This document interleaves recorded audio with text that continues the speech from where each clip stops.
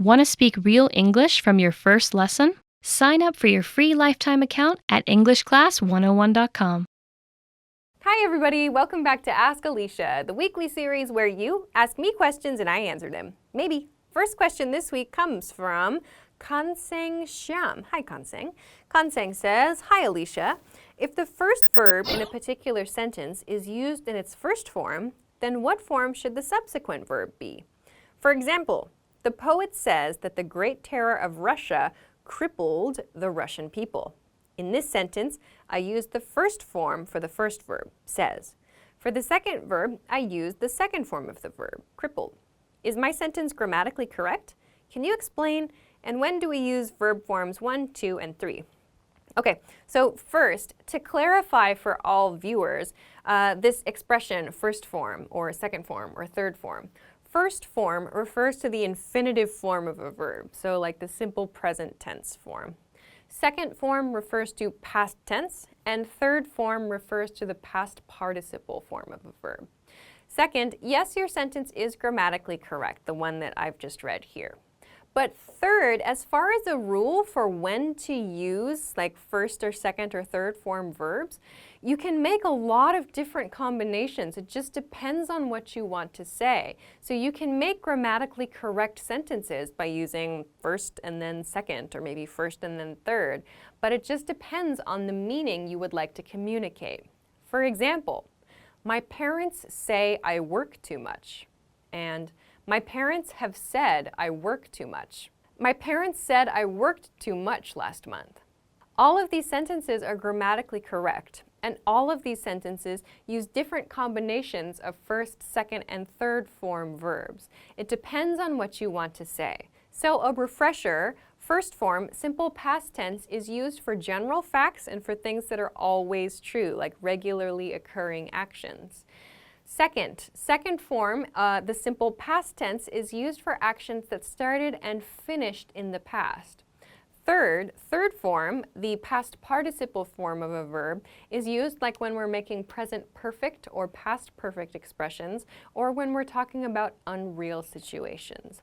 So depending on what you would like to communicate, your verb conjugation is going to change. There's not a rule in English for like using first form and then second form, or it must be second form then first form. There's not a rule like this. It depends on what you want to communicate.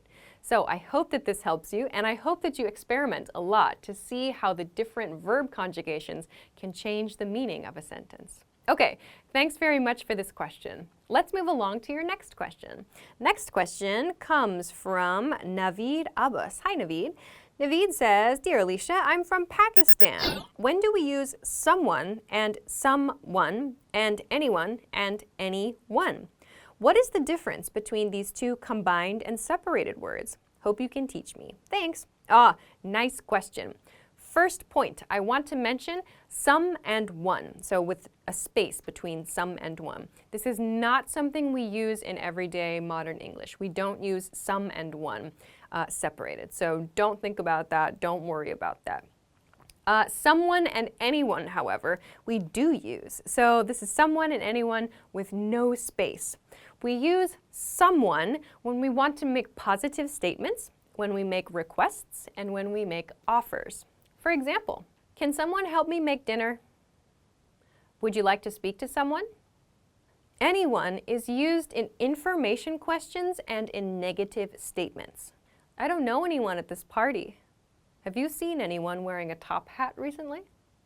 Finally, anyone is used when we want to emphasize the word one, and we do this when we're making choices. For example, you can have any one of these donuts. Or, I would be thrilled to have any one of these computers.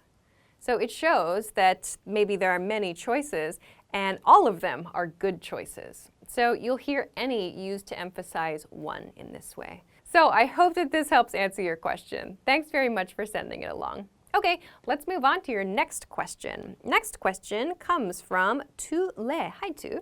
Tu says, Hi, Alisha. Could you please explain why is used for cell phone and the is used for table in this sentence? There is a cell phone on the table. Okay, so to refresh, we use indefinite articles, a and an, when we introduce new nouns in a story or in a situation. We use the definite article the when we want to refer to something that is known in a story or in a situation. So here, let's imagine you walk into a room, a table. So I use a there to show this is a new noun, a table. When I want to refer to this same table again, later in my conversation or later in my story, I use the. So I could say, for example, I walked next to the table. So the table means the same table I introduced earlier. If I see there's something on the table, a cell phone, I would say, oh, a cell phone on the table. So when I use a or an, I'm introducing a new noun or something that is unknown in the situation. So in this example sentence, there is a cell phone on the table. The speaker knows about the table already, but the speaker maybe notices a new item, a cell phone in this case. So the sentence, the cell phone is on the table, is also grammatically correct. So depending on the situation and depending on the story, depending on the conversation, we might use a and the in different ways, but they're also correct. So it just depends on whether the speaker knows the noun or not. Are they introducing it? If so, a or an.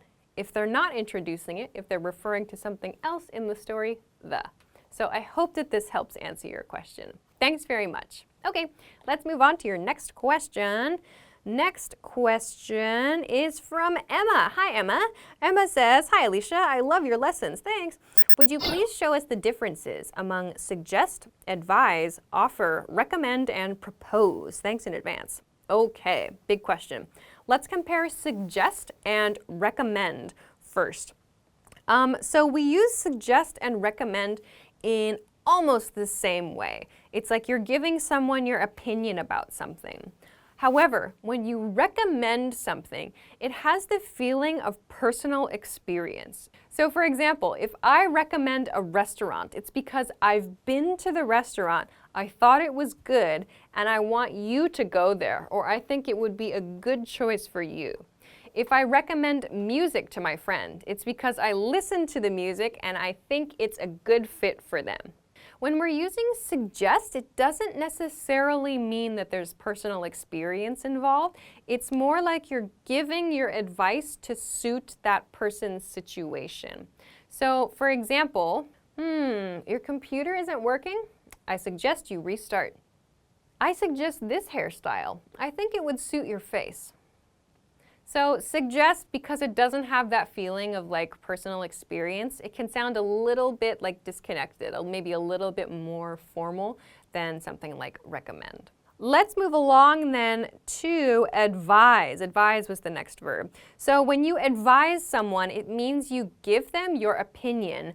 But when you advise someone, it sounds like you do that regularly. Like there are jobs in which people advise others. So those job titles are called like advisor to something. So when you advise someone, you're giving them your opinion, and it's usually for something formal or kind of important to advise. Examples.